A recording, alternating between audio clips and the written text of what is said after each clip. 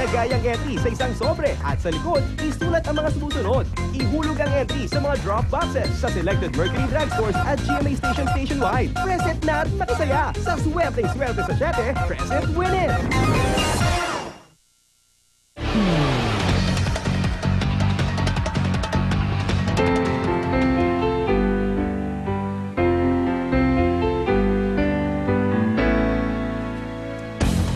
Nagkaroon po ng Halloween costume contest sa Dinalupihan, Bataan at tunghayan ng Multo Festival sa Lawag, Ilocos Norte. Narito ang report.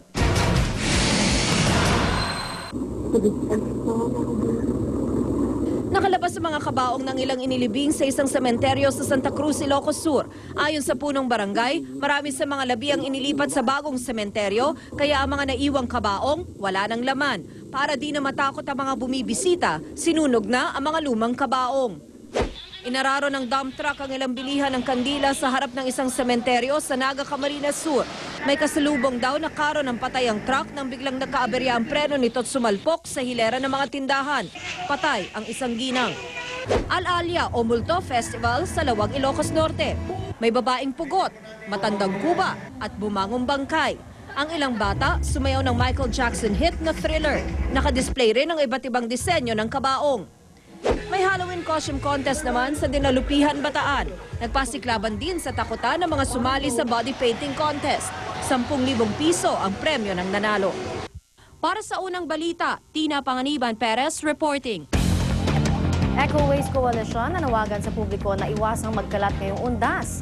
Nag-alazom basura o nakabihi zombie na balot ng basura ang ilang miyembro ng grupo sa programa nila sa La Loma Catholic Cemetery sa Caloocan kahapon. Ayon sa Eco Waste Coalition, dapat maging masinop sa mga kalat at iwasang maging zom basura sa mga sementeryo. Nanawagan din si Caloocan Bishop Deogracias Iniguez sa mga dadalaw sa puntod na iwasan ang pagkakalat at sa halip ay ituon ang atensyon sa taimtim na pagdarasal para sa mga kaluluwa ng kanilang mahal sa buhay. Kayo marami sa atin ang dadalaw sa sementeryo, tiyakin natin ligtas at malinis ang ating mga kakainin. Karaniwan kasi nagdudulot ng sakit ang maruming pagkain, tubig at kapaligiran. Kaya payo ng Department of Health ng World Health Organization para sa ligtas na pagunita ngayong undas, tiyaking malinis sa mga lugar na paglulutuan. Ihiwalay ang hilaw na pagkain sa luto na, lutuin din maigi ang pagkain at itago sa ligtas at tamang temperatura ang pagkain. Gumamit din ng malinis na tubig at sariwang sangkap sa mga lulutuin. Samantala, hindi maikakailang delikadong trabaho ang pag-eembalsamo at pag-aayos sa mga labi sa sementeryo. Kung hindi raw sapat ang kagamitan at kaalaman ng isang embalsamador at sepulturero, maaring malagay naman sa peligro ang kanilang kalusugan. Narito ang report. Ang hanay ng mga puntod na ito, 4 na dekada na sa pangangalaga ni Mang Enchong. Mula sa paglalagak ng labi hanggang sa paglilipat ng mga buto sa ibang nicho. Minsan pa nga kapag may ililipat siyang medyo bago-bago pang katawan. Ang tagal ko huminga. Ang sakit sa ilong eh. Ang sakit sa ilong yun. Nung nailipat namin, inahabol pa kami ng langaw. At bukod sa masangsang na amoy, mga pigsa at rashes ang kanyang inaabot. Eh, minsan, hindi mo naman maalis pag nagtatanggal ka eh. Nangati yung bindi mo, kamot ka eh. Hindi mo alam, nakahawa ka patay eh. Ang mga sepulturerong katulad ni Mang Enchong prone sa mild skin rashes. Pero maiiwasan daw ito kung ang kanilang pagtatrabaho alinsunod sa lokal na pamahalaan.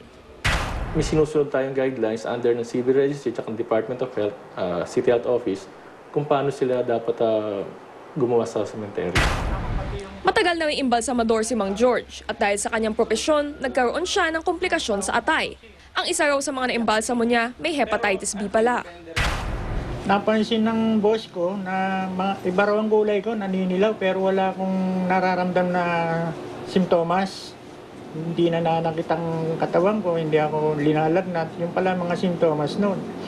Nung pina-check up ako sa hospital, doon nakita sa blood. Ang mga katulad naman ni Mang George, pinag-iingat ng Department of Health sa mga communicable disease na maaaring makuha sa ilang bangkay.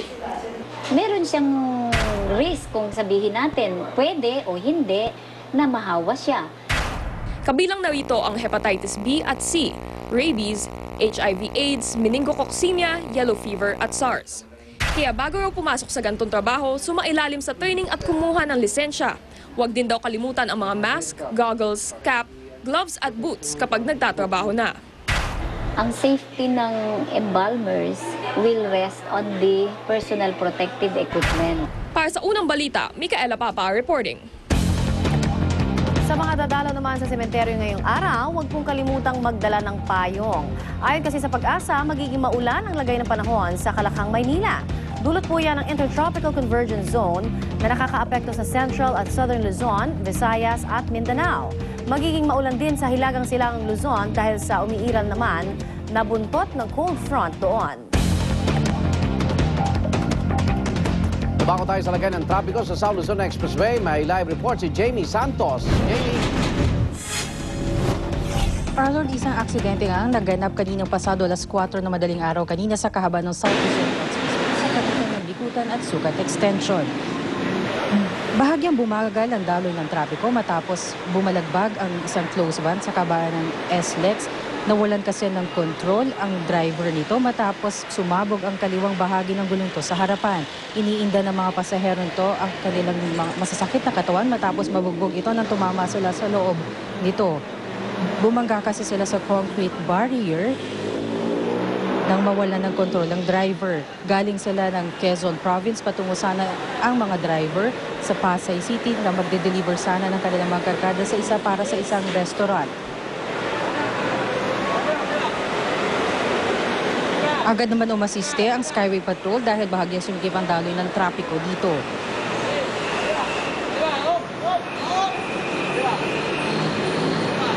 Ayaw naman magpadala sa ospital itong mga pasahero dahil kaya naman daw nilang indahin itong mga sakit ng katawan nilang nararamdaman.